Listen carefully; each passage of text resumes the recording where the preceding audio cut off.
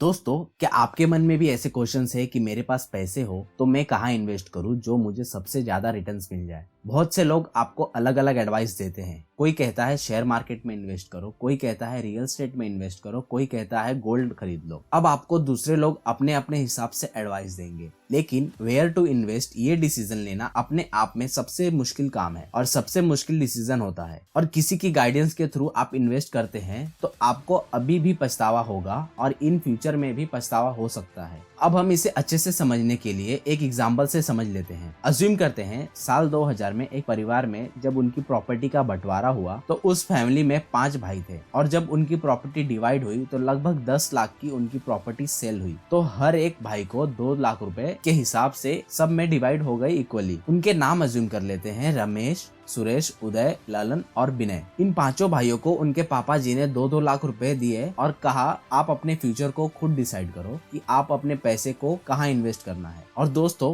कहते हैं ना, लोग अपने अनुभव एक्सपीरियंस के आधार पर इन्वेस्ट करते हैं या फिर फ्यूचर के ग्रोथ को देखकर भी इन्वेस्ट करते हैं, या हम ये सोच के भी इन्वेस्ट करते हैं कि पैसा कहाँ ज्यादा सेफ रहेगा, और हम फ्यूचर के प्रॉफिट को सोच के इन्वेस्ट करते हैं कि आने वाले रिटर्न्स कितना होगा। और लगभग सब लोग अपने पास्ट परफॉर्मेंस एंड एक्सपीरियंस के हिसाब से ही इन्वेस्ट करते हैं।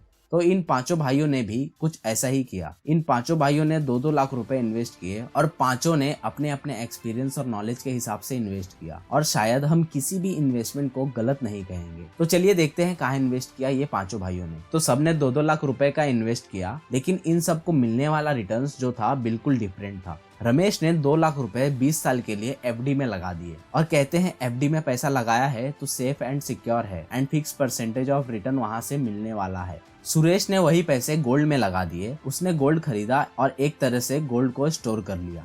उदय ने वही पैसा इन्वेस्ट कर दिया लैंड में, क्योंकि बहुत सारे लोग कहते हैं कि हर कुछ समय बाद लैंड की वैल्यू मल्टीप्लाई हो जाती है, लेकिन वो कितनी मल्टीप्लाई होगी ये डिपेंड करता है कि वो लैंड कहाँ था, फ्यूचर्स में गवर्नमेंट ने क्या क्या प्रोजेक्ट वहां पर बनाए, या कौन कौन से ऐसे दिक्कतें थी जो फ्यूचर में उनकी तरफ आ गई जिसके वजह से उसकी वैल्यू डेप्रिशिएट हो गई या घट गई या उतनी नहीं बढ़ी जितनी बढ़नी चाहिए थी। अब इसके अलावा ललन ने सोचा ना तो मैं गोल्ड खरीदूंगा, ना ही मैं प्रॉपर्टी में इन्वेस्ट करूंगा, ना ही मैं एफडी करूंगा, मैं स्टार्ट करूंगा खुद का बिजनेस।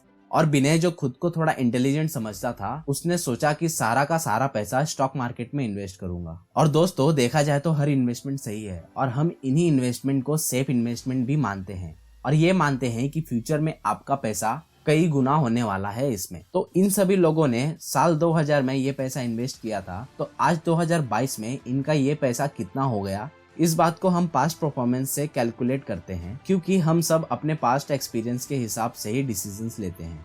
तो रमेश ने जो पैसा एफडी में डाला था वो 2 लाख रुपए रेट ऑफ इंटरेस्ट के हिसाब से 6.5% उसको फिक्स मिला। तो 2 लाख पर इंटरेस्ट मिला 6,26,190 रुपए एंड टोटल अमाउंट हो गया 8,26,190 रुपए। लेकिन अगर इन्फ्लेशन पर ध्यान दे तो 22 सालों में इन्फ्लेशन गैप कितना बड़ा है, तो इस हिसाब से इस पैसे की कोई वैल्यू नहीं है। लेकिन सब कहते हैं एफडी में डिपॉजिट किया हुआ पैसा सबसे सेफ है और सिक्योर इनकम आपको मिलने वाली है। अब सुरेश ने जो पैसा गोल्ड में इन्वेस्ट किया था साल 2000 में, तब गोल्ड का रेट 4,400 रुपए 10 ग्राम का, उस हिसाब से 2 लाख रुपए का गोल्ड सुरेश ने खरीदा। लेकिन आज की डेट में गोल्ड का रेट देखे तो 50,000 के करीब है पर 10 ग्राम। तो इस हिसाब से सुरेश की इन्वेस्टमेंट वैल्यू 23 लाख रुपए के आसपास की है। अब दोनों ने 2 लाख रुपए इन्वेस्ट किया था, लेकिन आप खुद देख सकते हैं कितना फर्क है रिटर्न्स में। अब उदय ने लैंड में इन्वेस्ट किया था 2 लाख रुपए, तो मान सकते हैं आज उसकी वैल्यू 25 लाख तक के आसपास होगी, क्योंकि लैंड पर भी बहुत सारे फैक्टर्स है जो डिपेंड करता है उसकी वैल्यू क्या होगी। एग्जाम्पल के लिए मान लीजिए आपने एक ऐसी जगह घर खरीदा जहां प्रॉपर्टी की वैल्यू बहुत सस्ती है, अचानक गवर्नमेंट का कोई प्रोजेक्ट आ गया और आपके घर के पास एक हाईवे निकला,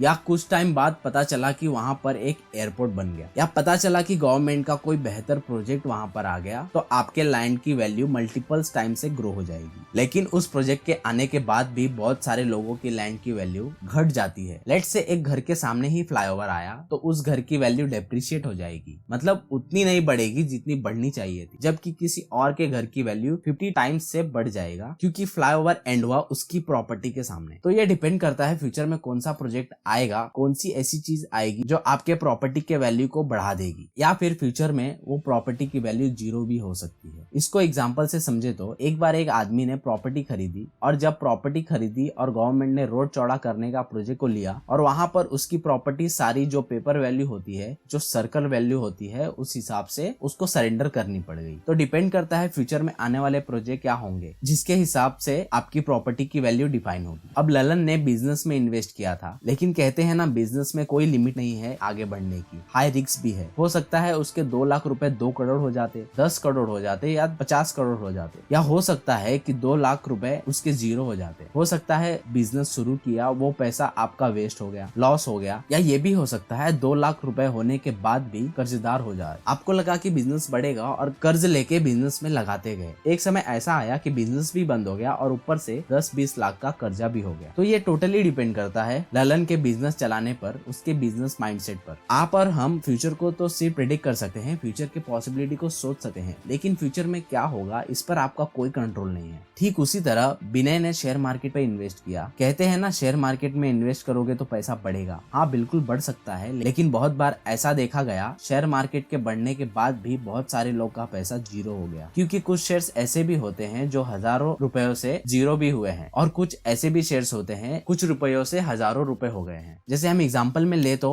MRF का शेयर्स 200-300 रुपए था, आज के डेट में वो 80,000 के आसपास है। लेकिन हम एज्यूम करते हैं साल 2000 में विनय ने अच्छे स्टॉक्स में लगाए होंगे, तो 22 सालों में हम कोई भी पुरानी कंपनी को देखे तो ऑलमोस्ट 10 गुना से ज्यादा ही है, कोई 200 गुना तक भी गए हैं, बट हम एवरेज ले लेते हैं 15 से 20 गुना तो हुआ ही होगा अगर अच्छी जगह पर इन्वेस्ट किया होगा तो। इसलिए हमें अपने डिसीजंस वाइजली लेने चाहिए, कभी भी किसी भी तरह के इन्वेस्टमेंट पॉइंट ऑफ व्यू पर इन्वेस्ट नहीं करना चाहिए, क्योंकि एक ही तरह से अपॉर्चुनिटी पर आप इन्वेस्ट करते हैं तो हो सकता है आपका पैसा 0 हो जाए, हो सकता है कई गुना मल्टीप्लाई हो जाए। वॉरेन बफेट ने भी एक बात कही थी, do not put all the eggs in single basket. एक ही बास्केट में सारे अंडे ना रखे, क्योंकि अगर बास्केट गिरी तो सारे अंडे एक साथ फूट जाएंगे। इसलिए आप सही तरीके से अपना डिसीजन लें कि आपको अपनी इनकम को किस तरह से अलग अलग इन्वेस्टमेंट में डाइवर्सिफाई करना है, ताकि आपको कहीं से भी रिटर्न मिले, आप हमेशा ग्रोथ की तरफ रहे। और दोस्तों, इन्वेस्टमेंट का ना एक ही वसूल है, इन्वेस्टमेंट आप कहीं भी कर दो, आपके सामने फ्यूचर में अपॉर्चुनिटी आएगी जब आपको लगेगा कि काश मैंने यहाँ इन्वेस्ट किया होता। अब जैसे बहुत सारे लोग सोचते हैं MRF का शेयर खरीदा होता तो आपके शेयर की वैल्यू 80,000 की होती, लेकिन ये भी सोचना जरूरी है, यस बैंक का शेयर खरीदा होता तो आज 300 से 13 रुपए पर हो जाती। तो दोस्तों, क्या होता है, इसकी प्रिडिक्शन को छोड़ते हुए